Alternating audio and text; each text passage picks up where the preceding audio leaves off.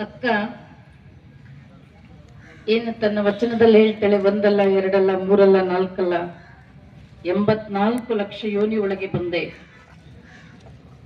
ಬಾರದ ಭವಂಗಳಲ್ಲಿ ಬಂದೆ, ಶುಭಾಶುಭಂಗಳ ಕಂಡೆ, ಇಂದಣವೇನ ಜನ್ಮವೇನಾದರಾಗಲಿ ಮುಂದೆ ನೀ ಕರುಣಿಸ ಚನ್ನಮಲ್ಲಿಕಾರ್ಜುನ. ಇಂದಿನ ಜನ್ಮಗಳು ಸರಿಯಾದ ಅರಿವಿಲ್ಲದೆ ಅನೇಕ ಜನ್ಮಗಳಲ್ಲಿ ಬಂದಿದ್ದೇನೆ. ಈ ಜನ್ಮದಲ್ಲಿ ಸತ್ಯದ ಅರಿವಾಗಿದೆ. ಹಾಗಾಗಿ ಈ ಜನ್ಮವನ್ನ ಒಂದಿಷ್ಟು ಪಾವನ ಮಾಡಿಕೊಳ್ಬೇಕು ಅನ್ನುವಂಥ ಒಂದು ಉದ್ದೇಶದಿಂದ, ಈ ಜನ್ಮವನ್ನ ಮಾನವ ಜನ್ಮವನ್ನ ಸಾರ್ಥಕತೆಯನ್ನು ಪಡ್ಕೊಳ್ಬೇಕು ಅನ್ನುವಂಥ ಒಂದು ಉದ್ದೇಶದಿಂದ ಅಕ್ಕ ಮಹಾದೇವಿ ಎಂತಹ ಒಂದು ಪಟ್ಟದ ರಾಣಿಯಾಗುವಂತ ಅವಕಾಶ ಸಿಕ್ಕರೂ ಕೂಡ ಅದನ್ನ ಒದ್ದು ಕಲ್ಯಾಣವನ್ನ ಹುಡುಕೊಂಡು ಬರ್ತಾಳೆ. ಕಲ್ಯಾಣದಲ್ಲಿ ಮನುಷ್ಯ ಪರಿಪೂರ್ಣನಾಗ್ಲಿಕ್ಕೆ ಏನ್ ಬೇಕು ಅದು ಚಿಂತನೆಗಳು ನಡೀತಾ ಇದೆ. ಹಾಗಾಗಿ ಬಸವಣ್ಣನ ಒಂದು ತಲೆಮಾರಿನಲ್ಲಿ 770 ಜನ ಅಮರಗಣಗಳಾದದ್ದು.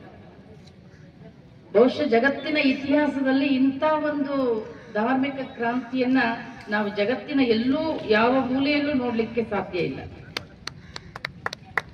ಲಕ್ಷದ ಮೇಲೆ 96,000 ಗಣಗಳಲ್ಲಿ 770 ಜನ ಮುಕ್ತಾತ್ಮರಾಗಿದ್ರು, ಅಮರರಾಗಿದ್ರು, ಹುಟ್ಟು ಸಾವುಗಳನ್ನ ಗೆದ್ದಿದ್ರು. ಹಾಗಾಗಿ ಅಕ್ಕ ಮಹಾದೇವಿ ಕೂಡ ತನ್ನ ಬದುಕನ್ನ ಪರಿಪೂರ್ಣವಾಗಿ ಮಾಡಿಕೊಳ್ಬೇಕು, ಮುಕ್ತಾತ್ಮಳನ್ನಾಗಿ ನಾನು ಈ ಜನ್ಮವನ್ನ ಸಾರ್ಥಕತೆಯನ್ನು ಪಡ್ಕೊಳ್ಬೇಕು ಅನ್ನುವಂಥ ಉದ್ದೇಶದಿಂದ ಕಲ್ಯಾಣವನ್ನ ಹುಡುಕೊಂಡು ಬರ್ತಾಳೆ. ಅಲ್ಲಿ ಅನುಭವ ಮಂಟಪದ ಚಿಂತನೆಯಲ್ಲಿ ಭಾಗಿಯಾಗ್ತಾಳೆ. ಅನುಭವ ಮಂಟಪ ಅಂತ ಹೇಳಿದ್ರೆ ಬರೀ ನಾ ಹೇಳ್ತೀನಿ ನೀವು ಕೇಳಬೇಕು ಅಂತಿರ್ಲಿಲ್ಲ. ಅಕ್ಕ ಮಹಾದೇವಿ ಕೇಳ್ತಾರೆ, ಯಾರೋ ನೀ ಯಾಕೆ ಕೊಟ್ಟಿದ್ದೀ ಅನುಭವ ಮಂಟಪಕ್ಕೆ ಅಂದಾಗ ಅಕ್ಕ ಹೇಳ್ತಾಳೆ, ಆಡುವುದು, ಪಾಡುವುದು, ಹೇಳುವುದು, ಕೇಳುವುದು. ಚನ್ನಮಲ್ಲಿಕಾರ್ಜುನ ಕೊಟ್ಟ ಆಯುಷ್ಯ ಉಳ್ಳನಕ್ಕ ಲಿಂಗ ಸುಖಿಗಳ ಮಧ್ಯೆ ಕಳೀಲಿಕ್ಕೆ ನಾ ಹೋಗ್ತಾ ಇದ್ದೀನಿ ಅಂತ ಹೇಳ್ತಾರೆ. ಇಲ್ಲಿ ಮನುಷ್ಯನ ಬದುಕು ಪರಿಪೂರ್ಣ ಆಗ್ಲಿಕ್ಕೆ ನಿಮಗೆಲ್ಲ ಗೊತ್ತು ಆ ಸಿದ್ಧಾಂತಗಳು. ಶರಣರು ಮುಖ್ಯವಾಗಿ ಬೋಧನೆ ಮಾಡಿರ್ತಕ್ಕಂಥ ಸಿದ್ಧಾಂತಗಳು ಯಾವುವು ಅಂತ ಹೇಳಿದ್ರೆ ಅಷ್ಟಾವರಣ, ಪಂಚ ಆಚಾರ, ಆಮೇಲೆ ಶಟಸ್ಥಲಗಳು. ಅಷ್ಟಾವರಣವೇ ಅಂಗ, ಪಂಚ ಆಚಾರಗಳೇ ಪ್ರಾಣ, ಶಟಸ್ಥಲವೇ ಆತ್ಮ ಅಂತ. ಅಂಗ ಅಂದ್ರೆ ಶರೀರ, ಕಣ್ಣಿಗೆ ಕಾಣುವಂಥದ್ದು. ಪ್ರಾಣ ಅಂದ್ರೆ ಕಣ್ಣಿಗೆ ಕಾಣೋದಿಲ್ಲ. ಅವರ ಉಸಿರಾಟದ ಏರಿಳಿತದ ಮೇಲೆ ನಾವು ಅವರದು ಪ್ರಾಣ ಇದೆ ಇಲ್ಲ ಅಂತ ಗುರುತಿಸ್ಬೋದು. ಇನ್ನು ಆತ್ಮ ಅಂತದ್ದು ಕಣ್ಣಿಗೂ ಕಾಣದೇ ಇರ್ತಕ್ಕಂಥ ಸೂಕ್ಷ್ಮಾತಿ ಸೂಕ್ಷ್ಮವಾಗಿರ್ತಕ್ಕಂಥದ್ದು. ಹಾಗೆ ಅಷ್ಟಾವರಣಗಳು ಅಂದ್ರೆ ಅವು ಅಂಗ ಇದ್ದಂಗೆ, ಪಂಚ ಆಚಾರಗಳು ಅಂದ್ರೆ ಅವು ಪ್ರಾಣ ಇದ್ದಂಗೆ, ಶಟಸ್ಥಲಗಳು ಅಂದ್ರೆ ಆತ್ಮ ಇದ್ದಂಗೆ. ಅವು ಒಂದಕ್ಕಿಂತ ಒಂದು, ಅಷ್ಟಾವರಣಕ್ಕಿಂತ ಸೂಕ್ಷ್ಮ ಪಂಚಾಚಾರಗಳು, ಪಂಚ ಆಚಾರಗಳಿಗಿಂತ ಸೂಕ್ಷ್ಮ ಶಟಸ್ಥಲಗಳು. ಶಟಸ್ಥಲಗಳಂತೂ ಅನುಭವಿಸಿಯೇ ತಿಳ್ಕೊಬೇಕು. ಅದನ್ನ ಹೇಳಲಿಕ್ಕೆ ಬರುವಂತದ್ದಲ್ಲ. ಈಗ ಒಂದು ಧಾರವಾಡದ ಪೇಡ ಇದೆ ಅಂತ ತಿಳ್ಕೊರಿ, ಅದನ್ನ ಹೊರಗಿಟ್ಟು ಪೇಡ ಆಗಿದೆ ಹೀಗಿದೆ ಅಂತ ಅದನ್ನ ವರ್ಣನೆ ಮಾಡ್ತಾ ಹೋದ್ರೆ ನಮ್ಗೆ ಅದ್ ರುಚಿ ಸಿಗ್ಲಿಕ್ಕೆ ಸಾಧ್ಯ ಇಲ್ಲ. ಅದನ್ನ ತಿಂದು ನೋಡಿದಾಗ ಮಾತ್ರ ಅದರ ಒಂದು ಸವಿಯನ್ನು ಅನುಭವಿಸ್ಲಿಕ್ಕೆ ಯಾಕೆ ಸಾಧ್ಯನೋ ಹಾಗೆ ಶಟಸ್ಥಲಗಳು ಅಂದ್ರೆ ಅವು ಅನುಭವ ವೇದ್ಯ. ಅದರಲ್ಲಿ ಮುಖ್ಯವಾಗಿ ಅಷ್ಟಾವರಣಗಳು ನಿಮ್ಗೆಲ್ಲ ಗೊತ್ತಿರ್ತಕ್ಕಂಥವು: ಗುರು, ಲಿಂಗ, ಜಂಗಮ, ವಿಭೂತಿ, ರುದ್ರಾಕ್ಷಿ, ಮಂತ್ರ, ಪಾದೋದಕ, ಪ್ರಸಾದ.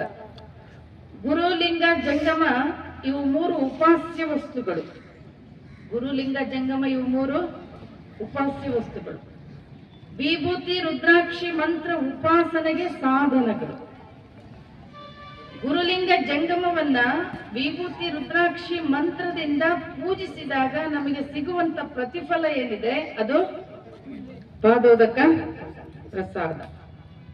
ಗುರು, ಲಿಂಗ, ಜಂಗಮ ಇವು 3 ಉಪಾಸ್ಯ ವಸ್ತುಗಳು.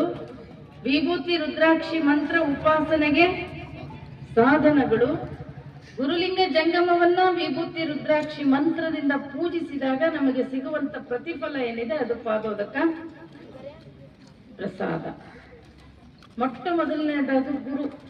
ಪ್ರತಿಯೊಬ್ಬನ ಬದುಕಿಗೆ ಗುರು ಬಹಳ ಮುಖ್ಯವಾಗಿ ಬೇಕಾಗಿರ್ತಕ್ಕಂಥದ್ದು. ಒಂದ್ ಕಡೆ ಸರ್ವಜ್ಞ ಹೇಳ್ತಾನೆ, ಎತ್ತಾಗಿ ತೊತ್ತಾಗಿ ಇತ್ತಲ್ಲದ ಗಿಡವಾಗಿ ಗುರುವಿನ ಪಾದದ ಕೆರವಾಗಿ ಅತ್ತಿಲಿರಿಂದ ಸರ್ವಜ್ಞ. ಬೆಳ್ಳುಳ್ಳಿ ಹೊಡೆದರೆ ಓಳಪ್ಪ ತೆರನಂತೆ ಒಳ್ಳೆ ಗುರುವಿನ ಉಪದೇಶದಿ ಪಾಪ ಒಳ್ಳಿ ಒಳ್ಳಿ ಬೀಳುವುದು ಸರ್ವಜ್ಞ ಅಂತ ಅಲ್ಲಮ್ಮ ಪ್ರಭುಗಳು ಹೇಳ್ತಾರೆ. ಕಂಡುದ ಇಡಿಯಲೊಲ್ಲದೆ ಕಾಣದುದ ನರಸಿ ಸಿಕ್ಕಿತೆಂಬ ಬಳಲಿಕೆಯೇ ನೋಡು. ಕಂಡುದನೇ ಕಂಡು ಗುರುಪಾದ ಹಿಡಿದಡೆ ಕಾಣದುದ ಕಾಣಬಹುದು ಕಾಣ ಗುಹೇಶ್ವರ ಅಂತ ಹೇಳ್ತಾರೆ. ಅಂತ ಒಂದು ದೊಡ್ಡ ಶಕ್ತಿ ಗುರುವಿನಲ್ಲಿದೆ. ಅದರಲ್ಲೂ ನಮ್ಮ ಭಾರತ ದೇಶದಲ್ಲಂತೂ ನ ಗುರುರಧಿಕಂ, ಗುರುವಿಗಿಂತ ಮಿಗಿಲಾಗಿದ್ದು ಈ ಜಗತ್ತಿನಲ್ಲಿ ಯಾವುದೂ ಇಲ್ಲ ಅಂತ ಹೇಳ್ತಾರೆ. ನೀವೆಲ್ಲ ಅಧಿಕಾರಿ ಎಲ್ಲ ವರ್ಗನೂ ಒಂದು ಕಡೆ ತಕ್ಕಡಿಯಲ್ಲಿ ತುಂಬ್ತಾ ಹೋದ್ರೆ ಮತ್ತೊಂದು ತಕ್ಕಡಿಯಲ್ಲಿ ಗುರುವನ್ನ ಇಟ್ರೆ ಆ ಭಾರಕ್ಕೆ ಅವರೆಲ್ಲರೂ ಬರ್ಲಿಕ್ಕೆ ಸಾಧ್ಯ ಇಲ್ಲ. ಯೋಗ್ಯ ಒಬ್ಬ ಮಾರ್ಗದರ್ಶಿ ಗುರು, ಮುಂದೆ ಗುರಿ ಹಿಂದೆ ಗುರು ಇತ್ತು ಅಂತ ಹೇಳಿದ್ರೆ ನಮ್ಮ ಬದುಕು ಪಾವನ ಆಗ್ತದೆ, ಬದುಕು ಬಂಗಾರ ಆಗ್ತದೆ, ಜೀವನ ಉದ್ಧಾರ ಆಗ್ತದೆ. ಇವತ್ತು ಸಾಕಷ್ಟು ಆಧ್ಯಾತ್ಮ ಜೀವಿಗಳು ಒಳ್ಳೆ ಮಾರ್ಗದಲ್ಲಿ ನಡೀತಕ್ಕಂಥವರು ಇವತ್ತು ಬಾಲ್ಕಿಯಲ್ಲಿ ಸಿಗಬೇಕು ಅಂದ್ರೆ ಕಾರಣ ಏನು ಅಂದ್ರೆ ಯೋಗ್ಯ ಗುರುಗಳು. ನಿಮಗೆ ಚನ್ನಬಸವ ಪಟ್ಟದೇವರಾಗಿರ್ಬೋದು, ಬಸವಲಿಂಗ ಪಟ್ಟದೇವರಾಗಿರ್ಬೋದು, ನಮ್ಮ ಗುರುಬಸವ ಪಟ್ಟದೇವರಾಗಿರ್ಬೋದು. ಯಾಕೆಂದ್ರೆ ಇತ್ತೀಚಿನ ದಿನಗಳಲ್ಲಂತೂ ನಾವು ಅನೇಕ ರೀತಿಯ ಸಮಸ್ಯೆಗಳನ್ನ ಎದುರಿಸ್ತೇವೆ. ಸರಿಯಾದ ದಾರಿಯನ್ನು ತೋರಿಸ್ಕೊಡ್ತಕ್ಕಂಥವ್ರು ಸಿಗ್ತಕ್ಕಂಥದ್ದು ಬಹಳ ದುರ್ಲಭ.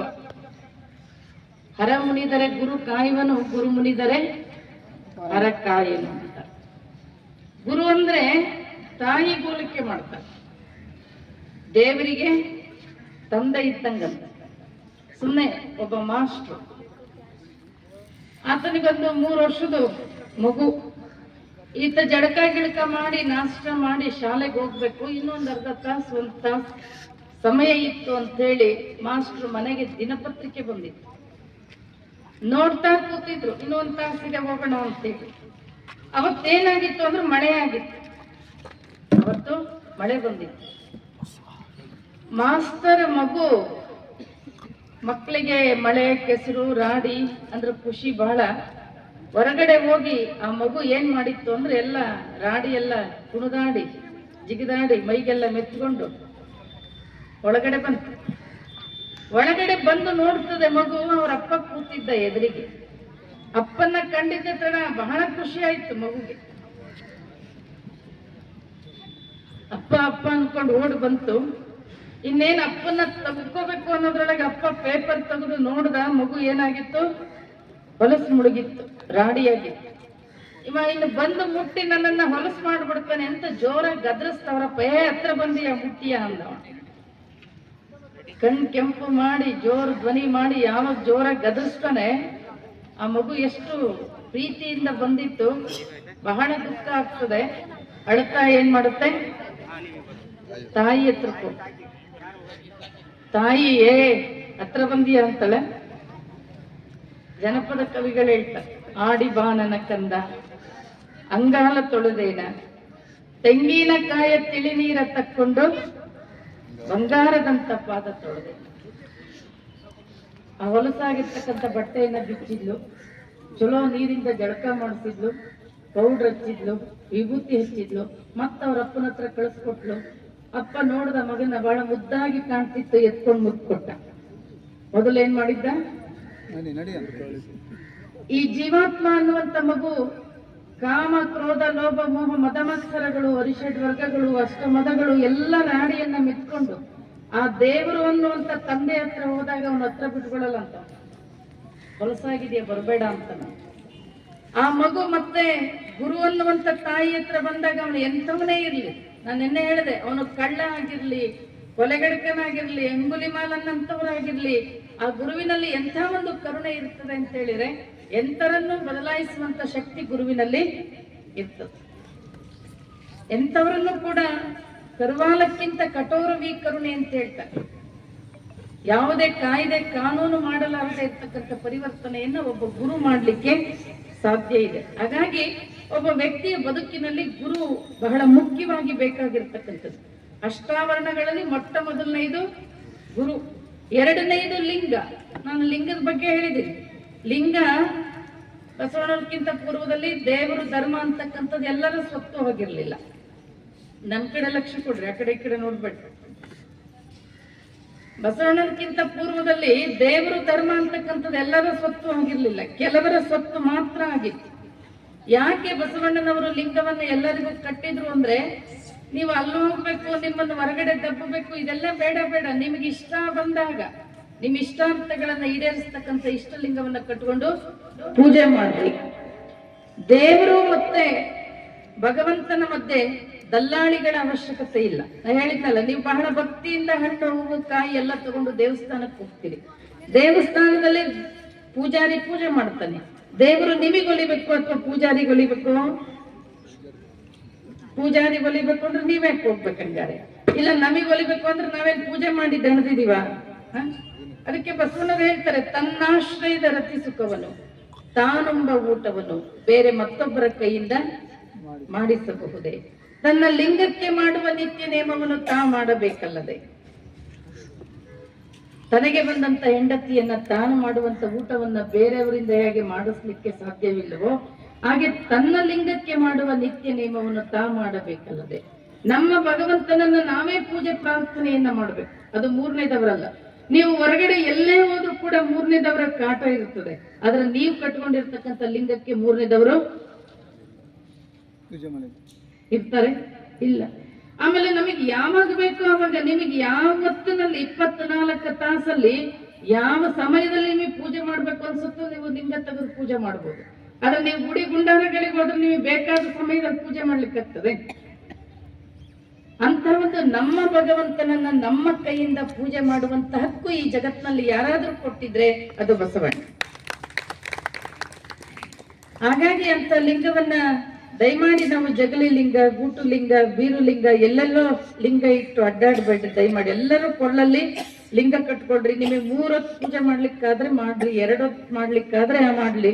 ಅಕಸ್ಮಾತ್ ನಿಮಗೆ ಮಾಡ್ಲಿಕ್ಕೆ ಆಗ್ಲಿಲ್ಲ ಅಂದ್ರೆ ಎದೆ ಮೇಲೆ ಲಿಂಗನಾದ್ರೂ ಕಟ್ಕೋರಿ, ತೆಗಿಬೇಡ್ರಿ ಅದನ್ನ ಎದೆ ಮೇಲೆ. ಎರಡನೆಯದು ಲಿಂಗ, ಅದು ಪರಾತ್ಪರ ವಸ್ತುವಿನ ಕುರುಹು, ಯಾವುದೇ ವ್ಯಕ್ತಿಯ ಮತ್ತೊಂದು ಮಗದೊಂದು ಅಲ್ಲ. ಅದು ಈ ಜಗತ್ತನ್ನ ನಿರ್ಮಾಣ ಮಾಡಿರ್ತಕ್ಕಂಥ ನಮ್ಮಲ್ಲಿರ್ತಕ್ಕಂಥ ಚೈತನ್ಯದ ಕುರುಹು ಲಿಂಗ. ಮೂರನೇದು ಜಂಗಮ, ಅಂದ್ರೆ ಜನನ ಮರಣ ಗಮನವನ್ನ ಗೆದ್ದಂತವನು ಜಂಗಮ. ಜನನ ಮರಣ ಗಮನವನ್ನ ಇಲ್ಲವನ್ನಾಗಿ ಮಾಡಿ ಶೂನ್ಯವನ್ನ ಸಂಪಾದನೆ ಮಾಡ್ಕೊಂಡಂತವನು ಜಂಗಮ. ಹಳ್ಳಿಗೆ ಏಕರಾತ್ರಿ ಅಂತ, ಪಟ್ಟಣಕ್ಕೆ ಪಂಚರಾತ್ರಿ ಅಂತ ಸಂಚಾರ ಮಾಡುತ್ತಾ ಜನಗಳಿಗೆ ನಿತ್ಯದ ಸತ್ಯವಾಗಿರ್ತಕ್ಕಂಥ ಒಂದು ಬೋಧನೆಯನ್ನ ಮಾಡ್ತಕ್ಕಂಥವ್ರು ಯಾರು ಅಂದ್ರೆ ಜಂಗಮ. ಅಂತ ಜಂಗಮರ ಉಪದೇಶ ಸರಿಯಾದ ಸಮಯದಲ್ಲಿ ಸಿಕ್ತು ಅಂತ ಹೇಳಿದ್ರೆ ನಮ್ಮೆಲ್ಲರ ಬದುಕು ಏನಾಗ್ತದೆ? ಪಾವನ ಆಗ್ತದೆ. ಆಮೇಲೆ ಬರ್ತಕ್ಕಂಥದ್ದು ವಿಭೂತಿ. ಬಸವಣ್ಣರು ಹೇಳ್ತಾರೆ, ಶ್ರೀ ವಿಭೂತಿಯ ಪೂಸದವರ, ನಿತ್ಯ ಲಿಂಗಾರ್ಚನೆಯ ಮಾಡದವರ, ಜಂಗಮವೇ ಲಿಂಗವೆಂದರಿಯದವರ, ಸದ್ಭಕ್ತರ ಸಂಘದಲ್ಲಿ ಇರದವರ ಎನಗೊಮ್ಮೆ ತೋರದಿರಯ್ಯ. ನೀರಿಗೆ ನೈದಿಲೆಯೇ ಶೃಂಗಾರ, ನಾರಿಗೆ ಗುಣವೇ ಶೃಂಗಾರ, ಗಗನಕ್ಕೆ ಚಂದ್ರಮನೇ ಶೃಂಗಾರ. ನಮ್ಮ ಕೂಡಲ ಸಂಗನ ಶರಣರ ನೊಸಲಿಗೆ ಶ್ರೀ ವಿಭೂತಿಯೇ ಶೃಂಗಾರ. ನೀರಿಗೆ ನೈದಿಲೆಯೇ ಶೃಂಗಾರ. ಒಂದು ಸರೋವರದ ತುಂಬಾ ಕಮಲದ ಹೂ ಹರಳಿದ್ವು ಅಂದ್ರ ಸರೋವರ ನೋಡ್ಲಿಕ್ಕೆ ಒಂದು ಚಂದ. ಗಗನಕ್ಕೆ ಚಂದ್ರಮನೇ ಶೃಂಗಾರ. ನೀವು ಅಮಾವಾಸ್ಯ ದಿನ ಕತ್ತೆತ್ತಿ ನೋಡಲ್ಲ, ಪೂರ್ಣ ಚಂದ್ರ ಇದ್ದ ಅಂದ್ರೆ ಗಗನಕ್ಕೆ ಚಂದ್ರಮನೇ ಶೃಂಗಾರ. ನಾರಿಗೆ ಗುಣವೇ ಶೃಂಗಾರ. ಆಕೆ ಸುಂದರವಾಗಿರೋದನ್ನ ಶೃಂಗಾರ ಅನ್ಲಿಲ್ಲ ಶರಣರು. ಯಾಕೆಂದ್ರೆ ಒಂದು ಮನೆ ಶಾಂತಿಯಿಂದ ಇದೆ, ನೆಮ್ಮದಿಯಿಂದ ಇದೆ, ಆ ಮನೆಯಲ್ಲಿ ಇದ್ದವರೆಲ್ಲರೂ ಕೂಡ ಒಂದು ಸಂತೃಪ್ತಿಯಿಂದ ಬದುಕ್ತಾ ಇದ್ದಾರೆ ಅಂದ್ರೆ ಆ ಮನೆಯಲ್ಲಿ ಹೆಣ್ಣು ಗುಣವಂತೆ ಅಂತ ಆ ಮನೆ ಸಂತೃಪ್ತಿಯಿಂದ ಇರುತ್ತೆ ವಿನಃ ಆಕೆ ರೂಪವಂತೆ ಅಂತಲ್ಲ. ಹಾಗಾಗಿ ನಾರಿಗೆ ಗುಣವೇ ಶೃಂಗಾರ ಅಂದ್ರು. ರೂಪಿದ್ದ ಫಲವೇನು? ಗುಣವಿಲ್ಲದನ್ನಕ್ಕ ಅಂದ್ರು. ಹಾಗೆ ನಮ್ಮ ಕೂಡಲ ಸಂಗನ ಶರಣರ ನೊಸಲಿಗೆ ಶ್ರೀ ವಿಭೂತಿಯೇ ಶೃಂಗಾರ. ಅಡಿಗಡಿಗೆ ಭವಹರನ ನೆನೆಯುತ್ತ ಬಸಿತಮಂ ಧರಿಸುತ್ತ ಭವವ ತಪ್ಪಿಸಿಕೊಂಬ ಸುಖಕ್ಕಿನ್ನು ಎಡೆ ಉಂಟೆ, ಪ್ರತಿ ಇಲ್ಲದ ಅಪ್ರತಿಮ ನೀನೆ ಅಂತಾರೆ ಯಡಿಯೂರು ಸಿದ್ಧಲಿಂಗೇಶ್ವರ. ಶ್ರೀ ವಿಭೂತಿಯ ನೊಲಿದು ಧರಿಸಿದ ಡಾವ ಕರ್ಮವು ಹೊದ್ದಲಮ್ಮು. ಶ್ರೀ ವಿಭೂತಿಯ ನೊಲಿದು ಧರಿಸಿದ ಡಾವ ಕರ್ಮವು ಹೊದ್ದಲಮ್ಮು. ಅಕ್ಕ ಮಹಾದೇವಿ ಹೇಳ್ತಾರೆ, ಅಂತ ಅದ್ಭುತವಾಗಿರ್ತಕ್ಕಂಥ ಶಕ್ತಿ ವಿಭೂತಿಯಲ್ಲಿದೆ. ನಿಮ್ಮ ಹಣೆ ಬರಹವನ್ನ ಒಡೆದಾಕುವಂತ ಶಕ್ತಿ ವಿಭೂತಿಯಲ್ಲಿದೆ. ಆಮೇಲೆ ವಿಭೂತಿ ಧಾರಣೆಯಿಂದ ಮನುಷ್ಯನಿಗೆ, ನೀವೆಲ್ಲ ಒಂದು ನೀರಿನಿಂದ ಸ್ನಾನ ಆದ್ಮೇಲೆ, ಜಲ ಸ್ನಾನ ಆದ್ಮೇಲೆ ಮೈ ತುಂಬ ವಿಭೂತಿ ಸ್ನಾನ ಮಾಡೋದ್ರಿಂದ ಅನೇಕ, ನೀವು ಶುದ್ಧವಾಗಿರ್ತಕ್ಕಂಥ ವಿಭೂತಿ ಮೈ ತುಂಬ ಧಾರಣೆ ಮಾಡೋದ್ರಿಂದ ಅನೇಕ ರೋಗಗಳನ್ನ, ಕಫ, ದಮ್ಮು, ಕೆಮ್ಮು ಇಂಥ ಅನೇಕ ರೋಗಗಳನ್ನ ಕಳ್ಕೋಬಹುದು. ಅಂತ ಅದ್ಭುತವಾಗಿರ್ತಕ್ಕಂಥ ಶಕ್ತಿ ಅದರಲ್ಲಿದೆ, ವಿಭೂತಿಯಲ್ಲಿದೆ. ಸಗಣಿಯಲ್ಲಿ ಸಾಕಷ್ಟು ರೋಗ ನಿರೋಧಕ ಶಕ್ತಿ ಇದೆ. ಸಾಕಷ್ಟು ವೈದ್ಯರು ಅದನ್ನ ಸಂಶೋಧನೆಯನ್ನ ಮಾಡಿ ಹೇಳ್ತಾರೆ. ಅಂತ ಅದ್ಭುತವಾಗಿರ್ತಕ್ಕಂಥ ಶಕ್ತಿ ವಿಭೂತಿಯಲ್ಲಿದೆ. ಹಾಗಾಗಿ ದಯಮಾಡಿ ಎಲ್ಲರೂ ಬೆಳಗ್ಗೆ ಎದ್ದ ತಕ್ಷಣ ಜಳಕ ಮಾಡ್ರಿ, ಸಾಧ್ಯ ಆಗದೆ ಇದ್ರೆ ಮುಖ ತೊಳ್ಕೊಂಡಾದ್ರೂ ವಿಭೂತಿಯನ್ನ ಧಾರಣೆಯನ್ನ ಮಾಡಿಕೊಡ್ರಿ. ಅಮೂಲ್ಯವಾಗಿರ್ತಕ್ಕಂಥದ್ದು. ಅಷ್ಟೇ ಅಲ್ಲದೆ ಈ ಧರ್ಮದ ಲಾಂಛನ, ವಿಭೂತಿ ಹಚ್ಕೊಂಡವರನ್ನ ನಂಬುವಂತೆ ಮಾಡುವಂತ ಶಕ್ತಿ ಇದೆ ಅಂತ. ವಿಭೂತಿ ನಂಬುವಂತೆ ಮಾಡುವಂತ ಶಕ್ತಿ ಇದೆ. ಸುಮ್ಮನೆ ಒಂದು ನಾವು ಘಟನೆಯನ್ನು ಕೇಳ್ತೀವಿ, ಯಾವುದೋ ಗಾಂಧೀಜಿ ಸ್ವಾತಂತ್ರ್ಯ ಚಳವಳಿ ಸಂದರ್ಭದಲ್ಲಿ, ಹೀಗೆ ಸ್ವಾತಂತ್ರ್ಯ ಚಳವಳಿ ಬಗ್ಗೆ ಗಾಂಧೀಜಿಯವರು ಭಾಷಣ ಮಾಡ್ತಾ ಇದ್ರು. ಒಬ್ಬ ಹೆಣ್ಮಗಳು ಕೇಳಿಸ್ಕೊಂಡ್ಲು. ಆಕೆ ತನ್ನ ಯಾವುದೋ ಕೆಲ್ಸಕ್ಕೆ ಬಂದಿದ್ಲು. ಗಾಂಧೀಜಿಯವರು ಮಾತಾಡೋದನ್ನು ಸ್ವಲ್ಪ ಹೊತ್ತು ಕೇಳಿಸ್ಕೊಂಡ ತಕ್ಷಣಕ್ಕೆ ವಿಚಾರ ಮಾಡಿದ್ದು, ನಾನು ಈಗಲೇ ಈ ಸ್ವಾತಂತ್ರ್ಯ ಚಳವಳಿಯಲ್ಲಿ ನನ್ನನ್ನು ತೊಡಗಿಸ್ಕೋಬೇಕು, ಈಗ ಮನೆಗೆ ಹೋಗೋದು ಬೇಡ ಅಂತ. ಆಮೇಲೆ ಒಂದಿಷ್ಟು ಒಡವೆ ವಸ್ತುಗಳಿದ್ವು, ಅವನ್ನೆಲ್ಲ ತೆಗೆದು ಬಿಚ್ಚಿ ಅಲ್ಲೊಬ್ಬ ಹುಡುಗನ್ನ ಕರೆದು ಏನ್ ಮಾಡಿದ್ಲು, ಒಂದು ಕರವಸ್ತ್ರದಲ್ಲಿ ಒಂದು ಕರ್ಚಿಪ್ಪಲ್ಲಿ ಕಟ್ಟಿ ಒಂದು ಅಡ್ರೆಸ್ ಕೊಟ್ಲು, ಈ ಮನೆಗೆ ಹೋಗಿ ಈ ಒಡವೆಗಳನ್ನ ಮುಟ್ಟಿಸು ಅಂತೇಳಿ. ಆಮೇಲೆ ಆ ಹುಡುಗ ಬಹಳ ಆಶ್ಚರ್ಯದಿಂದ ಕೇಳ್ತಾನೆ, ಅಲ್ಲ ತಾಯಿ, ಇವತ್ತೇ ನೀವು ನನ್ನನ್ನು ಫಸ್ಟ್ ನೋಡಿರೋದು, ನಾನು ಯಾರು ಅಂತ ಗೊತ್ತಿಲ್ಲ ನಿಮಗೆ, ಇಷ್ಟೊಂದು ಬೆಲೆಮಾನ ವಸ್ತುಗಳನ್ನ ಅಡ್ರೆಸ್ ಕೊಟ್ಟು ನನ್ನ ಮನೆ ಮುಟ್ಟಿಸು ಅಂತ ಕೊಡ್ತಿರಲ್ಲ, ನಾನು ಮುಟ್ಟಿಸ್ತೀನಿ ಅಂತ ನೀವು ಹ್ಯಾಂಗೆ ನನ್ನನ್ನು ನಂಬಿದ್ರಿ ಅಂತ ಅವನು ಕೇಳ್ತಾನೆ. ಅದಕ್ಕೆ ಆಕೆ ಹೇಳಿದ್ಲು, ನನಗೆ ನಿನ್ನ ಮೇಲೆ ನಂಬಿಕೆ ಇಲ್ಲ, ನೀನು ತಲೆ ಮೇಲೆ ಹಾಕೊಂಡಿದೆಯಲ್ಲ ಗಾಂಧಿ ಟೊಪ್ಪಿಗೆ, ಅದರ ಮೇಲೆ ನನಗೆ ನಂಬಿಕೆ ಇದೆ, ನೀ ಖಂಡಿತ ಮುಟ್ಟಿಸ್ತೀಯ ಅಂತೇಳಿ. ಅಂದ್ರೆ ಆಗಿನ ಕಾಲದಲ್ಲಿ ಹಂಗಿತ್ತು, ಮತ್ತೆ ಈಗ ಯಾರದರ ಕೈ ಕೊಟ್ಗಿರ್ತೀವಿ ನೀವು. ಅಂತ ಒಂದು ಶಕ್ತಿ ಇತ್ತದ ಗಾಂಧೀಜಿ ಪೀರಿಯಡ್ ಅಲ್ಲಿ. ಹಾಗೆ ವಿಭೂತಿ ಕೂಡ ಎಂತ ಶಕ್ತಿ ಇದೆ ಅಂದ್ರೆ, ಹಚ್ಕೊಂಡವರನ್ನ ನಂಬುವಂತೆ ಮಾಡುವಂತ ಶಕ್ತಿ ವಿಭೂತಿಗಿದೆ. ನಿಮ್ಮ ಒಂದು ಧಾರ್ಮಿಕ ಶಕ್ತಿಯನ್ನ, ಸಾತ್ವಿಕ ಗುಣಗಳನ್ನ ಹೆಚ್ಚು ಮಾಡುವಂತ ಶಕ್ತಿ ವಿಭೂತಿಗಿದೆ. ಆಮೇಲೆ ಈ ಧರ್ಮದ ಲಾಂಛನ ವಿಭೂತಿ. ಪ್ರತಿಯೊಂದು ಧರ್ಮದಲ್ಲೂ ತಮ್ಮದೇ ಆಗಿರ್ತಕ್ಕಂಥ ಧರ್ಮ ಲಾಂಛನಗಳು ಅಂತಿದ್ದಾವೆ.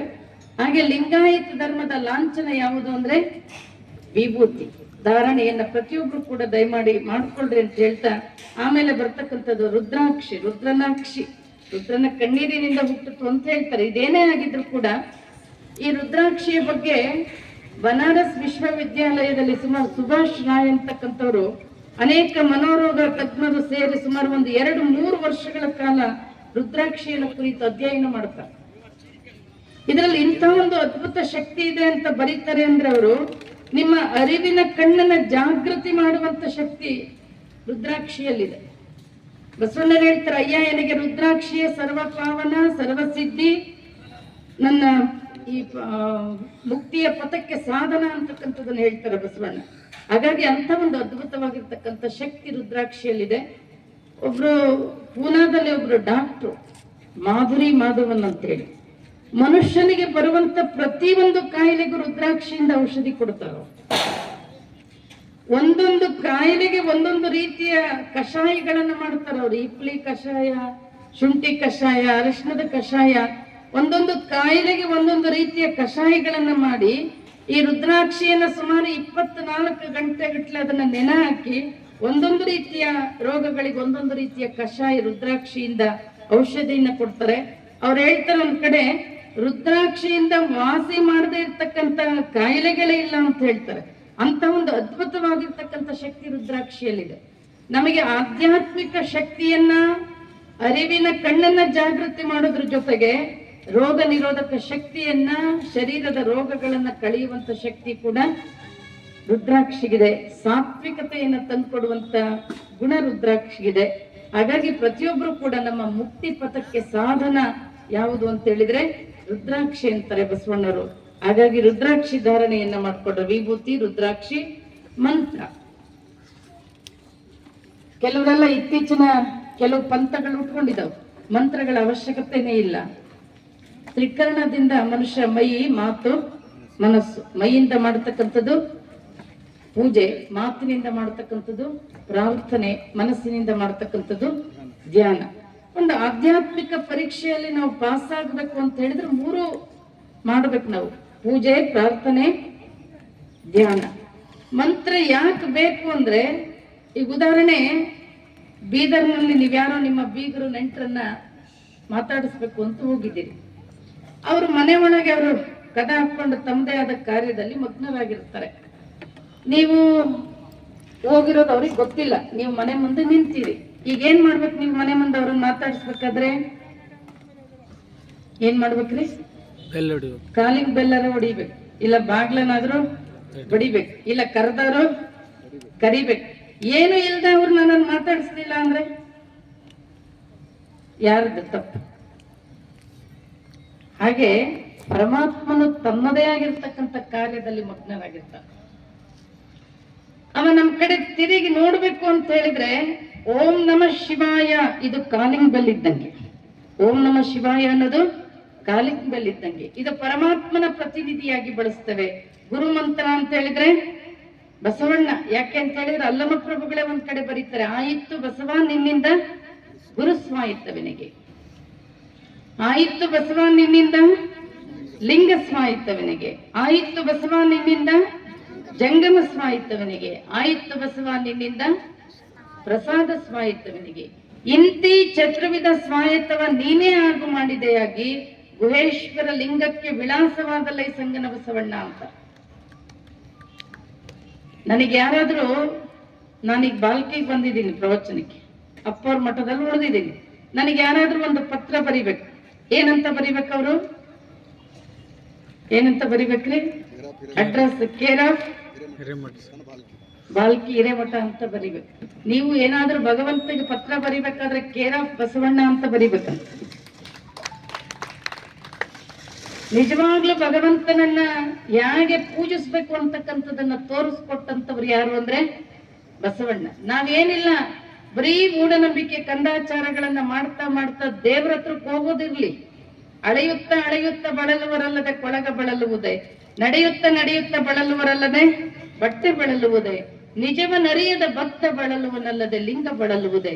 ನಾವಿಂತ ಮೂಢನಂಬಿಕೆಗಳನ್ನ ಮಾಡ್ತಾ ಮಾಡ್ತಾ ದೇವರ ಹತ್ರಕ್ಕೆ ಹೋಗೋದೇ ಇಲ್ಲ ನಾವು. ಹಾಗಾಗಿ ಯಾವ ಭಕ್ತಿಗೆ ದೇವರು ಒಲಿತಾನೆ, ಎಷ್ಟು ಸರಳವಾಗಿ ಹೇಳಿದ್ರು ಬಸವಣ್ಣ. ನೀವೇನೇನೋ ನಾ ಹೇಳಿದ್ನಲ್ಲ, ನೀವೇನಾದ್ರೂ ಒಂದಿಷ್ಟು ನಿಮ್ಮ ಮನೆಯಲ್ಲಿ ಏನಾದ್ರು ಸಮಸ್ಯೆಗಳು ಅದು ಇದು ಆದಾಗ ಜ್ಯೋತಿಷಿಗಳು ಅವರು ಇವರೆಲ್ಲ ಕೇಳ್ಕೊಂಡೋಗಿ ಹೇಳ್ತಾರ, ನೀವ್ ಯಜ್ಞ ಮಾಡು, ಯಾಗ ಮಾಡು, ಹೋಮ ಮಾಡು, ಅವನ ಮಾಡು, ಅದನ್ನ ಮಾಡಿದ್ರೆ ಕಮ್ಮಿ ಆಗ್ತದೆ, ಇದನ್ನ ಮಾಡಿದ್ರೆ ದೇವ್ರು ಒಲಿತಾನೆ, ಚಲೋ ಮಾಡ್ತಾನೆ. ಇದಕ್ಕೆಲ್ಲ ದೇವ್ರು ಒಲಿಯೋದಿಲ್ಲ. ಬಸವಣ್ಣವ್ರು ಏನ್ ಮಾಡಿದ್ರೆ ದೇವ್ರು ಒಲಿತಾನೆ ಅಂದ್ರು?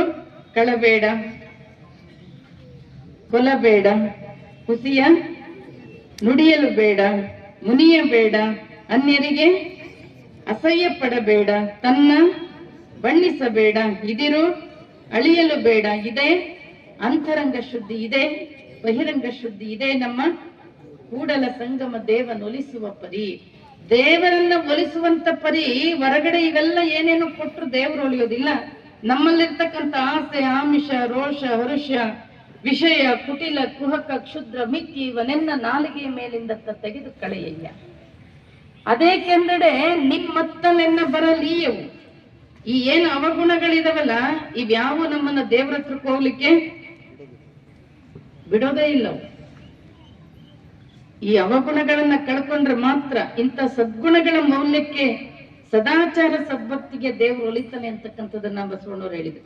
ಹಾಗಾಗಿ ಅಕ್ಕ ಮಹಾದೇವಿ ಹೇಳ್ತಾಳೆ, ನಿಮ್ ಮನೆಯಲ್ಲಿ ಏನಾದ್ರೂ ಕಷ್ಟ ಕಾರ್ಪಣ್ಯಗಳು ಬಂದಾಗ, ತೊಂದರೆ ಬಂದಾಗ, ನೀವು ಯಾವ ಜ್ಯೋತಿಷ್ಯ ಅಲ್ಲಿ ಇಲ್ಲಿ ಏನು ಹೋಗಿ ಕೇಳಬೇಡಿ.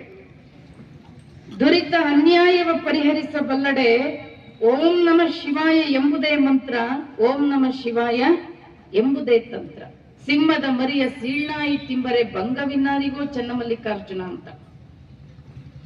ದುರಿತ ಅನ್ಯಾಯ ಪರಿಹರಿಸಬಲ್ಲಡೆ. ನಮ್ಮ ಮನೆಯಲ್ಲಿ ಏನಾದ್ರೂ ಕಷ್ಟ ಕಾರ್ಪಣ್ಯಗಳು ಬಂದಾಗ, ತೊಂದರೆಗಳು ಬಂದಾಗ ಅವರು ಇವರನ್ನ ಹೋಗಿ ಕೇಳೋದನ್ನ ಬಿಡ್ರಿ, ಒಂದು ಕಡೆ ಕುತ್ಕೊಳ್ರಿ, ಲಿಂಗವನ್ನ ಕೈಯಲ್ಲಿ ತಗೊಳ್ರಿ, ಒಂದಿಷ್ಟು ಹೊತ್ತು ನನ್ನ ಕೇಳ್ಕೊಡ್ರಿ, ಪರಮಾತ್ಮ ಇಂಥ ಸಮಸ್ಯೆಗಳು ಬಂದದ ಬಗೆಹರಿಸು. ಅದ್ರ ಮೇಲೆ ನಂಬಿಕೆ ಇರ್ಲಿ, ಲಿಂಗದ ಮೇಲೆ ಏನಿರ್ಲಿ, ನಂಬಿಕೆ ಇರ್ಲಿ. ಆ ನಂಬಿಕೆ, ನಾವು ಅವನನ್ನ ನಂಬದೇ ಇದ್ರೆ ಅವನು ನಮ್ಮನ್ನ ನಂಬೋದಿಲ್ಲ. ಅದನ್ನೇ ಬಸವಣ್ಣವ್ರು ಹೇಳೋದು, ನಂಬರು ನಚ್ಚರು ಬರಿದೇ ಕರೆ, ನಂಬಲರೀರಿ ಲೋಕದ ಮನುಜರು, ನಂಬಿ ಕರೆದಡೆ ಓ ಎನ್ನನೇ ಶಿವನು, ನಂಬದೆ ನಚ್ಚದೆ ಬರಿದೇ ಕರೆವರ ಕೊಂಬ ಮೆಟ್ಟಿ ಕೂಗೆಂದ ಕೂಡಲ ಸಂಗಮ ದೇವ. ನಂಬಿಕೆಯ ಕಾರಣವು ಸಾಂಬನೊಲಿಯುವುದಕ್ಕೆ. ಮಂತ್ರದಲ್ಲಿ ಅದ್ಭುತವಾಗಿರ್ತಕ್ಕಂಥ ಶಕ್ತಿ ಇದೆ. ಆದ್ರೆ ನಾವೇನ್ ಮಾಡ್ಬೇಕು ಅಂದ್ರೆ ಅದ್ರಲ್ಲಿ ಏನಿರ್ಬೇಕು, ನಮಗೆ ನಂಬಿಕೆ ಇರಬೇಕು. ನಿಮ್ ಮನೆಯಲ್ಲಿ ಎಂತ ಸಮಸ್ಯೆಗಳಿದ್ರು ಕೂಡ ತೆಗೆಯುವಂತ ಶಕ್ತಿ ಆ ಮಂತ್ರ ಇದೆ ಅಂತಕ್ಕಂಥದ್ದನ್ನ ಅಕ್ಕ ಮಹಾದೇವಿ ಹೇಳ್ತಾರೆ. ಯಾರು ಓಂ ನಮಃ ಶಿವಾಯ ಅಂತಕ್ಕಂಥ ಮಂತ್ರಗಳನ್ನು ಹೇಳಿ ಆಧ್ಯಾತ್ಮದ ಸಿಂಹಗಳಾಗಿರ್ತಾರೆ, ಅಂತವರನ್ನ ಭವ ಅನ್ನುವಂತ ನಾಯಿ ಮುಟ್ಟೋದಿಲ್ಲ ಅಂತ ಹೇಳ್ತಾಳೆ ಅಕ್ಕ ಮಹಾದೇವಿ.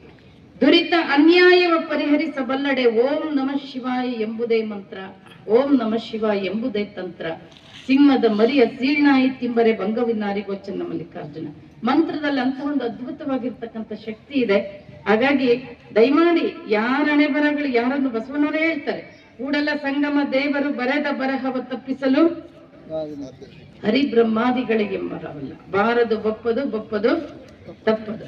ಅದನ್ನೇನಾದ್ರೂ ತಪ್ಪಿಸೋ ಶಕ್ತಿ ಯಾರಲ್ಲಾದ್ರೂ ಇತ್ತು ಅಂದ್ರೆ ಅದು ಭಗವಂತನಲ್ಲಿ. ಹಾಗಾಗಿ ಸುಪ್ರಭಾತ ಸಮಯದಲ್ಲಿ ಅರ್ತಿಯಲ್ಲಿ ಲಿಂಗವ ನೆನೆದಡೆ ತಪ್ಪುವವು ಅಪಮೃತ್ಯು ಕಾಲ ಕರ್ಮಗಳಯ್ಯ. ನಡೆದ ಘಟನೆ ಹೇಳ್ತೇನೆ ನಮ್ಗೆ. ಭಾಸ್ಕರಾಚಾರ್ಯ ಅಂತ ಆಗೋಗಿದ್ದಾನೆ, ಒಬ್ಬ ದೊಡ್ಡ ಜ್ಯೋತಿಷಿ, ಗಣಿತ ಶಾಸ್ತ್ರಜ್ಞ, ಖಗೋಳ ಶಾಸ್ತ್ರಜ್ಞ. ನೀವೆಲ್ಲ ಹೆಸರು ಕೇಳಿರ್ಬೇಕ. ಬಿಜಾಪುರ ಜಿಲ್ಲೆಯಲ್ಲಿ ಆಗೋಗಿದ್ದಾನೆ. ಇದನ್ನ ಕಥೆ ಅಲ್ಲ, ನಡೆದ ಘಟನೆ. ಒಬ್ಬ ಹೆಣ್ಣುಮಗಳು ತನ್ನ ಗಂಡನಿಗೆ ಹೇಳ್ತಾಳೆ, ಮಗಳು ಮದುವೆ ಮಾಡ್ಬೇಕಾಗಿರುತ್ತೆ, ಸರಿಯಾದ ಮುಹೂರ್ತದಲ್ಲೇ ಅಕ್ಕಿ ಕಾಳು ಬೀಳ್ಬೇಕು ನನ್ನ ಮಗಳಿಗೆ. ಯಾಕೆಂದ್ರೆ ಮದುವೆ ಆದ್ಮೇಲೆ ಏನಾದ್ರೂ ಹೆಚ್ಚು ಕಮ್ಮಿ ಅನಾಹುತಗಳು ಆಗಬಾರದು. ನೀವು ಹೋಗಿ ಭಾಸ್ಕರಾಚಾರ್ಯನಲ್ಲಿ ಹೋಗಿ ಸರಿಯಾದ ಮುಹೂರ್ತವನ್ನ ಫಿಕ್ಸ್ ಮಾಡ್ಕೊಂಡು ಬರ್ರಿ ಅಂತೇಳಿ ಬಲವಂತವಾಗಿ ಗಂಡನ್ನ ಕಳಿಸ್ಕೊಡ್ತಾ. ನಡೆದ ಘಟನೆ ಇದು, ಕಥೆ ಅಲ್ಲ. ಯಾಕೆಂದ್ರೆ ಭಾಸ್ಕರಾಚಾರ್ಯ ಮತ್ತೆ ಆತನ ಮಗಳು ಲೀಲಾವತಿ ಅವ್ರು ಕೊಟ್ಟಿರ್ತಕ್ಕಂಥ ಗಣಿತ ಸೂತ್ರಗಳು ಈಗಲೂ ನಮ್ಮ ಪಠ್ಯ ಪುಸ್ತಕಗಳಿಗಿದಾವೆ. ಕೆಲವು ಖಗೋಳ ಸೂತ್ರಗಳು ಕೊಟ್ಟಿದ್ದಾರೆ. ಯಾರ ಚಂದ ಆತ ಬಂದಿವ್ ಭಾಸ್ಕರಾಚಾರ್ಯನ ಮನೆ ಬಾಗ್ಲ ಬಡಿತಾನೆ. ಬಾಗ್ಲ ತೆಗೆದ ತಕ್ಷಣ ಒಬ್ಬ ಹುಡುಗಿ ಬಾಗ್ಲ ತೆಗಿತಾಳೆ. ಕೇವಲ 14 ವರ್ಷದ ಹುಡುಗಿ. ಆಕೆ ಕೇಶ ಮುಂಡನ ಆಗಿತ್ತು, ತಲೆ ಕೂದಲನ್ನ ತೆಗೆಸಿದ್ರು, ಕೆಂಪು ಸೀರೆಯನ್ನ ಉಡಿಸಿದ್ರು. ಕೆಲವೆಲ್ಲ ಮೇಲ್ಜಾತಿಯವರು ಮೊದಲೆಲ್ಲ ಗಂಡ ಸತ್ತಂತ ವಿಧವೆಗೆ ತಲೆ ಕೂದಲನ್ನ ತೆಗೆಸಿ ಕೆಂಪು ಸೀರೆ ಉಡಿಸಿ ವಿಕಾರವಾಗಿ ಕಾಣೋ ರೀತಿಯಲ್ಲಿ ಮಾಡ್ತಿದ್ರು. ಬೇರೆ ಪುರುಷರ ದೃಷ್ಟಿ ಅವ್ರ ಮೇಲೆ ಬೀಳಬಾರದು ಅಂತೇಳಿ. ಆಕೆಯನ್ನು ನೋಡಿದ ತಕ್ಷಣ ಗೊತ್ತಾಯ್ತು ಈಕೆ ವಿಧವೆ ಅಂತ ಆಗ್ತಾನೆ. ಭಾಸ್ಕರಾಚಾರ್ಯ ಕೇಳ್ದ, ನೀನ್ ಯಾರಮ್ಮ ಅಂತ ಕೇಳ್ದ. ಆಕೆ ಹೇಳಿದ್ಲು, ನಾನು ಅಲ್ಲ ಬಂದಂತ ವ್ಯಕ್ತಿ ಕೇಳ್ದ, ನೀನ್ ಯಾರಮ್ಮ ಅಂತ ಕೇಳ್ದ. ಆಕೆ ಹೇಳಿದ್ಲು, ನಾನು ಭಾಸ್ಕರಾಚಾರ್ಯನ ಮಗಳು ಅಂತ ಹೇಳಿದ್ಲು. ಅವ ಹೇಳ್ದ, ನಾನು ಬಂದಿರೋ ಕೆಲಸ ಮುಗೀತು, ಇನ್ನು ನಿಮ್ಮಪ್ಪನ ಹತ್ರ ನನ್ನ ಕೆಲಸ ಇಲ್ಲ. ವಾಪಸ್ ಬಂದ ಮನೆಗೆ. ಹೆಂಡತಿ ಕೇಳಿದ್ಲು, ಏನ್ರಿ ಮುಹೂರ್ತ ಫಿಕ್ಸ್ ಮಾಡ್ಕೊಂಡು ಬಂದ್ರ, ಯಾವ ಡೇಟು ಏನಾಯ್ತು ಅಂತ ಕೇಳಿದ್ಲು. ಅದಕ್ಕವ ಹೇಳ್ದ, ನಮ್ಮ ಭಾರತದಲ್ಲೇ ಸುಪ್ರಸಿದ್ಧ ಜ್ಯೋತಿಷ್ಯಕಾರ ಭಾಸ್ಕರಾಚಾರ್ಯ. ಅಂತ ಭಾಸ್ಕರಾಚಾರ್ಯನಿಗೆ ಇದ್ದಿದ್ದು ಒಬ್ಬಳೇ ಮಗಳು ಲೀಲಾವತಿ ಅಂತ. ಮತ್ತೆ ಹೆಣ್ಣು ಇಲ್ಲ, ಗಂಡು ಇಲ್ಲ, ಒಬ್ಬಳೇ ಮಗಳು. 14 ವರ್ಷಕ್ಕೆ ವಿಧವೆಯಾಗಿ ಮನೆಯಲ್ಲಿ ಕೂತಿದ್ದಾಳೆ. ತನ್ನ ಮಗಳ ಭವಿಷ್ಯನೇ ತನಗೆ ಗೊತ್ತಿಲ್ಲ, ಇನ್ನು ನನ್ನ ಮಗಳ ಭವಿಷ್ಯ ಅವನೇನ್ ಹೇಳ್ತಾನೆ. 14 ವರ್ಷಕ್ಕೆ ವಿಧವೆ ಆದ ನಂತರ ತಂದೆಯ ಕೆಲವು ಸೂತ್ರಗಳನ್ನ ಕಲಿತು ಆಕೆನೂ ಒಂದಿಷ್ಟು ಸೂತ್ರಗಳನ್ನ ಸಮಾಜಕ್ಕೆ ಕೊಡ್ತಾಳೆ, ಲೀಲಾವತಿ ಅಂತೇಳಿ. ಹಾಗಾಗಿ ಬಾರದು ಬಪ್ಪದು. ಈಗ ಶ್ರೀರಾಮಚಂದ್ರ ಮದುವೆ ಮಾಡ್ಬೇಕಾದ್ರೆ ಎಂತೆಂತ ಜ್ಯೋತಿಷ್ಯರಿದ್ರಿ, ಅವಾಗ ಎಂತೆಂತ ಪಂಡಿತರಿದ್ರು, ಯಾವ್ಯಾವ ಋಷಿಮುನಿಗಳಿದ್ರು. ವಶಿಷ್ಠರಿದ್ರು, ವಿಶ್ವಾಮಿತ್ರರಿದ್ರು, ಇವರೆಲ್ಲ ಕೂಡಿ ಕಳೆದು ಮಾಡಿದ ಮದುವೆ ಯಾಕಾಯ್ತು? ನಳ ಮಹಾರಾಜನ ಮದುವೆ ಏನಾಯ್ತು? ಬಾರದು ಬಪ್ಪದು, ಬಪ್ಪದು ತಪ್ಪದು. ಇದನ್ನೇನಾದ್ರೂ ಕಳೆಯೋ ಶಕ್ತಿ ಯಾರಲ್ಲಾದ್ರೂ ಇತ್ತು ಅಂದ್ರೆ ಅದು ನೀವು ಕಟ್ಕೊಂಡಿರ್ತಕ್ಕಂಥ ಲಿಂಗದಲ್ಲಿದೆ. ಇವತ್ತು ಶಿವಯೋಗವನ್ನ ಮಾಡೇ ಚನ್ನಬಸವ ಪಟ್ಟದೇವರು, ಬಸವಲಿಂಗ ಪಟ್ಟದೇವರು ಇದು ಇಷ್ಟು ಮಟ್ಟಕ್ಕೆ ಬೆಳೆಸ್ಬೇಕಾದ್ರೆ ಕಾರಣ ಏನು ಅಂದ್ರೆ ಶಿವಯೋಗ. ಅಂತ ಅದ್ಭುತವಾಗಿರ್ತಕ್ಕಂಥ ಆ ಶಕ್ತಿ ಶಿವಯೋಗದಲ್ಲಿದೆ. ಹಾಗಾಗಿ ನಾವೊಂದಿಷ್ಟು ಲಿಂಗದಲ್ಲಿ ನಂಬಿಕೆಯನ್ನ ಇಡಬೇಕು. ಆ ಲಿಂಗದಲ್ಲಿ ನಂಬಿಕೆ ಇರುವುದಿಲ್ಲ, ಎಲ್ಲೆಲ್ಲೋ ಹೋಗ್ತೀವಿ, ಯಾರೋ ಹೇಳ್ತಾರೆ ಆ ದೇವರಲ್ಲಿ ಜಾಗೃತಿ ಇಲ್ಲ, ಇದನ್ ಬಿಡು ಇನ್ನೊಂದು ಇಡಿ ಅಂದ್ರೆ ಮತ್ತೆ ಅದನ್ನ ಬಿಡ್ತೀವಿ, ಇನ್ನೊಂದು ಹಿಡಿತೀವಿ. ಇಡೀ ಜಗತ್ತು ಗೋಲಾಕಾರವಾಗಿದೆ, ವಿಶ್ವ ಆಗಿದೆ ಗೋಲಾಕಾರವಾಗಿದೆ. ವಿಶ್ವದ ತುಂಬ ಪರಮಾತ್ಮ ತುಂಬಿದ್ದಾನೆ. ವಿಶ್ವದ ಆಕಾರದಲ್ಲಿ ಚುಳುಕಾಗಿ ನಾವು ಪೂಜೆ ಮಾಡ್ತೇವೆ. ಲಿಂಗ ಒಂದನ್ನ ನೀವು ಪೂಜೆ ಮಾಡಿದ್ರಿ ಅಂದ್ರೆ ಈ ಜಗತ್ನಲ್ಲಿ ಏನಿದೆಯೋ ಎಲ್ಲವನ್ನು ಪೂಜೆ ಮಾಡ್ದಂಗೆ. ಮತ್ತದು ಇದು ಏನು ಬೇಕಾಗಿಲ್ಲ. ಓಂ ನಮಃ ಶಿವಾಯ ಅದ್ಭುತವಾಗಿರ್ತಕ್ಕಂಥ, ನೀವು ನಂಬಿಕೆಯಿಂದ ಕರೆದ್ರೆ ನಿಮ್ಮೆಲ್ಲ ದುರಿತಗಳನ್ನ ಕಳಿತಕ್ಕಂಥ ಶಕ್ತಿ ಓಂ ನಮಃ ಶಿವಾಯ ಮಂತ್ರಕ್ಕಿದೆ ಅಂತಕ್ಕಂಥದ್ದನ್ನ ಅಕ್ಕ ಮಹಾದೇವ್ ಹೇಳ್ತಾಳೆ. ಗುರು, ಲಿಂಗ, ಜಂಗಮ, ವಿಭೂತಿ, ರುದ್ರಾಕ್ಷಿ, ಮಂತ್ರ, ಪಾದೋದಕ, ಪ್ರಸಾದ. ಗುರುವಿನಲ್ಲಿ ಪಾದೋದಕವನ್ನ ತಗೊಳ್ಳೋದ್ರಿಂದ ಅವರ ಹೆಬ್ಬೆರಳ ಮುಖಾಂತರ ಜ್ಞಾನ ಹರಿದು ಬರ್ತದೆ ಅಂತಕ್ಕಂಥ ಕಲ್ಪನೆ ಇತ್ತು. ಈಗ ನೀವು ಲಿಂಗದಲ್ಲಿ ನೀವೇ, ಯಾಕೆಂತ ಹೇಳಿದ್ರೆ ನೀರಿಗೆ ಸಂಸ್ಕಾರ ಕೊಟ್ರೆ ಏನಾಗ್ತದೆ? ದೇವರ ಸೃಷ್ಟಿಯಲ್ಲಿ ಒಂದು ಅದ್ಭುತವಾಗಿರ್ತಕ್ಕಂಥ ಶಕ್ತಿ ಇದೆ. ಪದಾರ್ಥಕ್ಕೆ ಸಂಸ್ಕಾರ ಕೊಟ್ರೆ ಪ್ರಸಾದ ಆಗ್ತದೆ, ನೀರಿಗೆ ಸಂಸ್ಕಾರ ಕೊಟ್ರೆ ತೀರ್ಥ ಆಗ್ತದೆ. ನೀವು ಪರಮಾತ್ಮನ ನಾಮಸ್ಮರಣೆಯನ್ನು ಮಾಡುತ್ತಾ ಆ ಸಂಸ್ಕಾರವನ್ನ ಕೊಟ್ಟು ಗುರುಪಾದೋದಕ, ಲಿಂಗಪಾದೋದಕ, ಜಂಗಮ ಪಾದೋದಕ ಅದ್ಭುತವಾಗಿರ್ತಕ್ಕಂಥ ಶಕ್ತಿಯನ್ನ ಪಡಿಲಿಕ್ಕೆ ಸಾಧ್ಯ ಅಂತಕ್ಕಂಥದ್ದು ಹೇಳ್ತಾರೆ. ಆಮೇಲೆ ಬರ್ತಕ್ಕಂಥದ್ದು ಪ್ರಸಾದ. ಪ್ರಸಾದ ಅಂತ ಹೇಳಿದ್ರೆ ನೀವು ಸತ್ಯಶುದ್ಧವಾದ ಕಾಯಕವನ್ನ ಮಾಡಬೇಕು. ನೀವೇನು ಒಂದು ದುಡಿಮೆಯ ಮೂಲ ಇದೆ ಅದು ಪ್ರಾಮಾಣಿಕವಾಗಿರ್ಬೇಕು, ಅದು ಪ್ರಾಮಾಣಿಕವಾಗಿರ್ಬೇಕು. ಅದನ್ನ ಅಡುಗೆ ಮಾಡ್ತಕ್ಕಂಥವ್ರು, ಪ್ರಸಾದ ತಯಾರು ಮಾಡ್ತಕ್ಕಂಥವ್ರು ಶುದ್ಧ ಮನಸ್ಸಿನಿಂದ ಪರಮಾತ್ಮನ ನಾಮಸ್ಮರಣೆ ಮಾಡ್ತಾ ಅಡುಗೆ ಮಾಡಿದ್ರೆ ಅದು ಪ್ರಸಾದ ಆಗುತ್ತಂತೆ. ಪ್ರಸಾದ ಉಂಡವ್ರ ಜೀವನ ಪ್ರಸನ್ನ ಆಗುತ್ತ. ಎಲ್ಲನೂ ಭಗವಂತನಿಗೆ ನೈವೇದ್ಯವನ್ನ ಮಾಡಿ, ಇಡೀ ಕಣ್ಣು ಮೀಸಲು ಶಿವನ, ಕಿವಿ ಮೀಸಲು ಶಿವನ, ನಾಸಿಕ ಮೀಸಲು ಶಿವನ, ಎಲ್ಲನೂ ಈ ಜಗತ್ನಲ್ಲಿ ಏನಿದೆ ಎಲ್ಲನೂ ದೇವರು ಕೊಟ್ಟಿರೋ ಭಿಕ್ಷೆ ಇದು. ನಮ್ಮ ಶರೀರದಿಂದ ಹಿಡಿದು ಎಲ್ಲವೂ ಪರಮಾತ್ಮ ಕೊಟ್ಟಿರ್ತಕ್ಕಂಥ ಪ್ರಸಾದ. ಹಾಗಾಗಿ ಎಲ್ಲ ಭಗವಂತನಿಗೆ ನೈವೇದ್ಯವನ್ನ ಮಾಡಿ ನಾವು ಅದನ್ನು ಸ್ವೀಕಾರ ಮಾಡಿ ಪ್ರಸಾದವನ್ನಾಗಿ ಸ್ವೀಕಾರ ಮಾಡಿದ್ರೆ ಅದು ರೋಗ ರುಜಿನಗಳೇ ಬರುವುದಿಲ್ಲ ಅಂತ ಹೇಳ್ತಾರೆ. ಸತ್ಯಶುದ್ಧವಾಗಿರಬೇಕು, ಪ್ರಾಮಾಣಿಕವಾಗಿರ್ಬೇಕು ನಾವು ಮಾಡ್ತಕ್ಕಂಥ ಒಂದು ಮೂಲ. ಹಾಗಾಗಿ ಈ ಅಷ್ಟಾವರಣಗಳನ್ನ ನಮ್ಮ ಜೀವನದಲ್ಲಿ ಬಹಳ ಭಕ್ತಿಯಿಂದ ಅಳವಡಿಸ್ಕೊಂಡಿದ್ದೆ ಆದ್ರೆ ನಮ್ಮನ್ನ ಪಂಚ ಆಚಾರ ಕಡೆಗೆ ಅದು ಕರ್ಕೊಂಡು ಹೋಗ್ತದೆ. ಸರಿಯಾದ ರೀತಿಯಲ್ಲಿ ಪಂಚ ಆಚಾರಗಳನ್ನ ನಮ್ಮ ಜೀವನದಲ್ಲಿ ಅಳವಡಿಸ್ಕೊಂಡಿದ್ದೆ ಆದ್ರೆ ಮುಂದಿನ ಮೆಟ್ಲೆ ಯಾವುದದು? ಶಟಸ್ಥಲಗಳ ಕಡೆಗೆ ನಮ್ಮನ್ನ ಕರ್ಕೊಂಡು ಹೋಗ್ತದೆ. ಬಹಳ ಅದ್ಭುತವಾಗಿರ್ತಕ್ಕಂಥ, ನೀವು ಇಡೀ ನಿಮ್ಮ ಜೀವನವನ್ನ ಭಗವಂತನಿಗೆ ಅರ್ಪಣೆ ಮಾಡಿದ್ರಿ ಅಂತ ಹೇಳಿದ್ರೆ, ಎನ್ನ ವಾಮಕ್ಷೇಮ ನಿಮ್ಮದಯ್ಯ, ಎನ್ನ ಹಾನಿ ವೃದ್ಧಿ ನಿಮ್ಮದಯ್ಯ, ಎನ್ನ ಮಾನ ಅಪಮಾನ ನಿಮ್ಮದಯ್ಯ, ಬಳ್ಳಿಗೆ ಕಾಯಿ ದಿಮ್ಮಿತ್ತೆ ಕೂಡಲ ಸಂಗಮ ದೇವ ಅಂತ. ನಮ್ಮ ಮೇಲೆ ಒಡೆತನದ ಭಾರ ಇತ್ತು ಅಂದ್ರೆ ದುಃಖ ನಮಗೆ ತಪ್ಪಿದ್ದಲ್ಲ. ಉದಾಹರಣೆ, ಒಂದು ಅಂಗಡಿಯಲ್ಲಿ ಒಂದು 4 ಜನ ಆಳಿಟ್ಕೊಂಡಿರ್ತಾನೆ ಅಂಗಡಿ ಮಾಲೀಕನು ಇರ್ತಾನೆ ಅಂಗಡಿಯಲ್ಲಿ. ಗಲ್ಲೆ ಪೆಟ್ಟಿಗೆ ಅಂತೀರಿ, ಏನಂತೀರಿ ನೀವು? ಗಲ್ಲೆ ಪೆಟ್ಟಿಗೆ. ಅದರಲ್ಲಿ ಹಣ ತುಂಬಿದ್ರೆ ಮಾಲೀಕನಿಗೆ ಸಂತೋಷ ಆಗ್ತದೆ. ಆ ಗಲ್ಲೆ ಪೆಟ್ಟಿಗೆ ಖಾಲಿ ಇದ್ರೆ ದುಃಖ ಆಗ್ತದೆ. ಅಂಗಡಿಯಲ್ಲಿ ಕೆಲಸ ಮಾಡ್ತಕ್ಕಂಥ ಕೆಲಸಗಾರರಿಗೆ ಅದು ತುಂಬಿದ್ರೂ ಅವ್ರಿಗೇನು ಸಂಬಂಧ ಇಲ್ಲ, ಅದು ಖಾಲಿ ಇದ್ರೂ ಅವ್ರಿಗೇನು ಸಂಬಂಧ ಇಲ್ಲ. ಹಾಗೆ ನಾವು ನಮ್ಮ ಎಲ್ಲ ಮಾಲೀಕತ್ವವನ್ನು ದೇವರಿಗೆ ಒಪ್ಪಿಸಿದ್ರಿ ಅಂದ್ರೆ ನಾವು ನೆಮ್ಮದಿಯಾಗಿರ್ಬೋದು. ನಾವೇ ಯಜಮಾನಿಕೆಯನ್ನು ಒತ್ಕೊಂಡ್ವಿ ಅಂದ್ರೆ ಇವು ಸುಖ ದುಃಖಗಳು ನಮ್ಮನ್ನ ಕಾಡ್ಲಿಕ್ಕೆ ಶುರು ಮಾಡುತ್ತವೆ. ಹಾಗಾಗಿ ಎಲ್ಲವನ್ನು ದೇವರಿಗೆ ಶರಣ ಸತಿ ಲಿಂಗಪತಿ ಭಾವವನ್ನೇ ಹೇಳ್ತಾರೆ. ನಮ್ಮ ಇಡೀ ಜೀವನವನ್ನ ಹೆಂಡತಿಯಾಗಿರ್ತಕ್ಕಂಥವಳು ಗಂಡನನ್ನ ನಂಬಿ ಪರಿಪೂರ್ಣವಾಗಿ ತನ್ನ ಬದುಕನ್ನ ಗಂಡನಿಗೆ ಹಾಗೆ ಅರ್ಪಣೆ ಮಾಡಿರ್ತಾಳೆ, ಎಲ್ಲವನ್ನು ಗಂಡನ ಮೇಲೆ ಹೇಗೆ ಜವಾಬ್ದಾರಿ ಬಿಟ್ಟಿರ್ತಾಳೆ, ಹಾಗೆ ನಾವು ಕೂಡ ಎಲ್ಲ ಜವಾಬ್ದಾರಿಯನ್ನ ದೇವರ ಮೇಲೆ ಬಿಟ್ವಿ ಅಂತ ಹೇಳಿದ್ರೆ ನಂದು ಅಂತಕ್ಕಂಥದ್ದೇನು ಇಲ್ಲ. ನ ಮಮ ಸರ್ವಸ್ಯ ಶಿವಂ, ನನ್ನದು ಅನ್ನೋದು ಏನೂ ಇಲ್ಲ, ಪರಮಾತ್ಮ ಎಲ್ಲವೂ ನಿನ್ನದೇ ಅನ್ನುವಂತ ಒಂದು ಸರ್ವಾರ್ಪಣ ಭಾವನೆಯಿಂದ ದೇವರನ್ನ ನೀವು ಪೂಜೆ ಪ್ರಾರ್ಥನೆಯನ್ನ ಮಾಡಿದ್ರೆ ನಾವು ಯಾವತ್ತೂ ನೆಮ್ಮದಿಯಿಂದ ಇರ್ತೀವಿ. ಇಲ್ಲ ನಾನು ನನ್ನದು ನನ್ನಿಂದ ನನಗೆ ಎಲ್ಲನೂ ನಮ್ಮ ಮೇಲೆ ನಾವು ಭಾರ ಹಾಕೊಳ್ತಾ ಹೋದ್ರೆ ನಮಗೆ ದುಃಖ ತಪ್ಪಿದ್ದಲ್ಲ, ನಮಗೆ ಶಾಂತಿ ನೆಮ್ಮದಿ ಸಿಗ್ಲಿಕ್ಕೆ ಸಾಧ್ಯ ಇಲ್ಲ. ಈ ಉದಾಹರಣೆ, ಬಾಲ್ಕಿ ಒಬ್ಬ ಅಜ್ಜ ಬೀದರ್ನಲ್ಲಿ ಒಂದು ಮನೆ ಕೊಂಡ್ಕೊಂಡಿದ್ದ ಅಂತ ಇಟ್ಕೊಳ್ರಿ.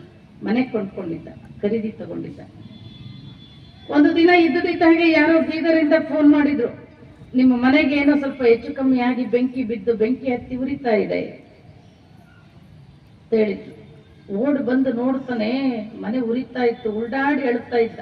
ನಾನು ಸೇವ್ ಮಾಡ್ಕೊಂಡು ಎಲ್ಲ ಹಣನೂ ಹಾಕಿ ನಾನು ಮನೆ ಖರೀದಿ ತಗೊಂಡಿದ್ದೆ, ಬೆಂಕಿ ಹತ್ತಿ ಉರಿತಾ ಇತ್ತಲ್ಲ ಅಂತ ಉಲ್ಡಾಡಿ ಅಳುತ್ತಿದ್ದ. ಒಬ್ಬ ಮಗ ಬೀದರ್ನಲ್ಲಿದ್ದ, ಮಗನಿಗೆ ವಹಿಸ್ಕೊಟ್ಟಿದ್ದ ಜವಾಬ್ದಾರಿಯನ್ನ. ಆಮೇಲೆ ಇನ್ನೊಬ್ಬ ಸ್ನೇಹಿತ ಬಂದು ಇವ ಉಲ್ಡಾಡಿ ಅಳೋದು ನೋಡಿ ಬಂದು ಹೇಳ್ದ, ಯಾಕೆ ಇಷ್ಟೊಂದು ದುಃಖ ಆಗಿದೆ ನಿನಗೆ ಅಂತ ಕೇಳ್ದ. ನೋಡಿ ಇಲ್ಲಿ ನಾನು ಎಷ್ಟು ಕಷ್ಟಪಟ್ಟು ಈ ಮನೆ ಖರೀದಿ ತಗೊಂಡಿದ್ದೆ, ಬೆಂಕಿ ಹತ್ತಿ ಉರಿತಾ ಇದೆ, ನನಗೆ ದುಃಖ ಆಗಲ್ವಾ ಅಂದ. ಅದಕ್ಕೆ ಸ್ನೇಹಿತ ಹೇಳ್ದ, ಇಲ್ಲ, ಒಂದು 2 ತಿಂಗಳಿಂದ ನಿನ್ನ ಮಗ ಈ ಮನೆನ ಬೇರೆಯವರಿಗೆ ಮಾರಿದಾನೆ ಅಂತ ಹೇಳ್ದ.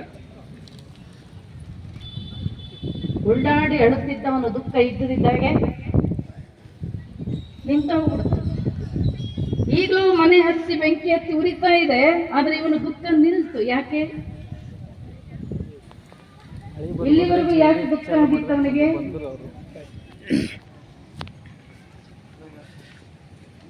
ನಂದು ಅಂತಿತ್ತು.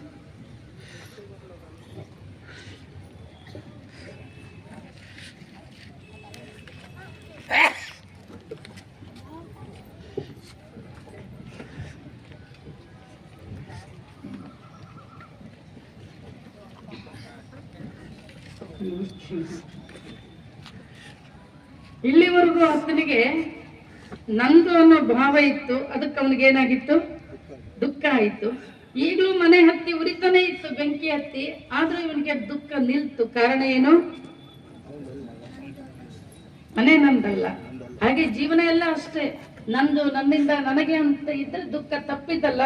ಎಲ್ಲ ಪರಮಾತ್ಮ ನಿಂದೆ ಅಂತ ಹೇಳಿದ್ರೆ ನಾವು ಸಂತೋಷವಾಗಿ ಬದುಕಬಹುದು. ಆ ಸಂತೋಷದ ಜೀವನವನ್ನ ಎಲ್ಲವೂ ಪರಮಾತ್ಮ ಕೊಟ್ಟ ಪ್ರಸಾದ. ಆ ಒಂದು ಮನೋಭಾವ ನಮ್ಮಲ್ಲಿ ಇತ್ತು ಅಂದ್ರೆ ಎಲ್ಲಾ ನಮ್ಮ ಸುಖ ದುಃಖಗಳನ್ನು ನಾವು ದೇವರ ಮೇಲೆ ಹಾಕಿದ್ವಿ ಅಂತ ಹೇಳಿದ್ರೆ ನಾವು ಈ ಜಗತ್ತಿನಲ್ಲಿ ನಿಶ್ಚಿಂತೆಯಿಂದ ಬದುಕಬಹುದು ಅಂತಕ್ಕಂಥ ಮಾತನ್ನ ತಿಳಿಸ್ತಾ ನನ್ನ ಮಾತನ್ನ ಮುಗಿಸ್ತೇನೆ. ಶರಣ ಶರಣ.